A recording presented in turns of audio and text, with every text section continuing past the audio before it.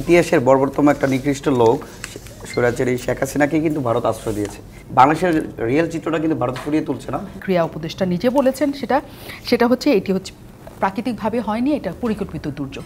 এবং আজকেও আপনারা বিচ্ছিন্নভাবে সবাই এটা বলেছেন যে ভারত এক ধরনের আমাদের না জানিয়ে এটা করেছে, কাজেই তাদের মধ্যে একটা ষড়যন্ত্রের জায়গা আছে।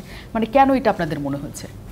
আসলে প্রথম কথা হচ্ছে দেখেন যে ইতিহাসের বর্বরতম একটা নিকৃষ্ট লোক স্বৈরাচারী শেখ হাসিনাকে কিন্তু ভারত আশ্রয় দিয়েছে।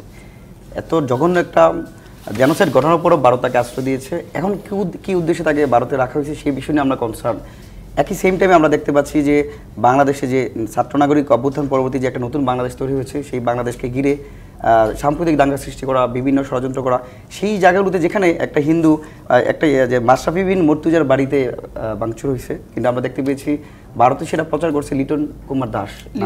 তাহলে মানে আমরা যেটা বাংলাদেশে ঘটছে না সেটা তাকে প্যাট্রোনাইজ করে বা অন্যভাবে তারা ভারত রিপ্রেজেন্ট করছে। তার উদ্দেশ্যটা কি? বাংলাদেশের রিয়েল চিত্রটা কিন্তু ভারত ফুরিয়ে তুলছে না। একই সাথে আমরা মনে করি যে বাংলাদেশের মানুষের সাথে যেটা যাচ্ছে না, মানুষের আবেগ অনুভূতির জায়গাতে যেটা প্রচণ্ডভাবে আঘাত দিচ্ছে, সেই শেখ হাসিনা সরকার, সাবেক প্রধানমন্ত্রী শেখ হাসিনাকে ভারত আশ্রয় দিয়েছে। মানে একই সাথে তারা বাংলাদেশের 18 কোটি মানুষের বিপরীত মেরুতে অবস্থান করছে।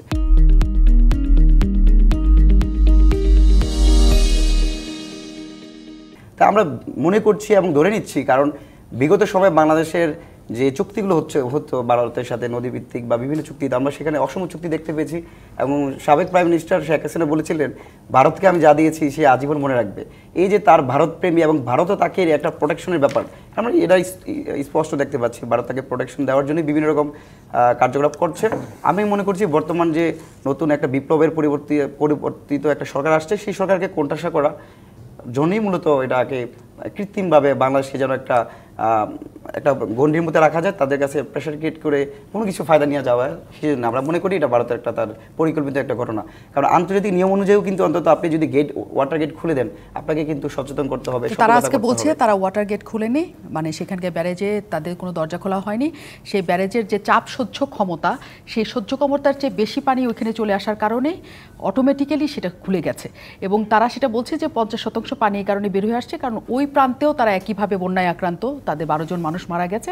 তাদের বক্তব্য হচ্ছে এটি কি গ্রহণযোগ্য মনে হচ্ছে কিনা আপনাদের কাছে? লেভেল যদি ক্রস করে যায়, এটা তো মনিটরিং একটা ব্যাপার আছে। তাৎক্ষণিকভাবে আমাদের জানাতে পারতো।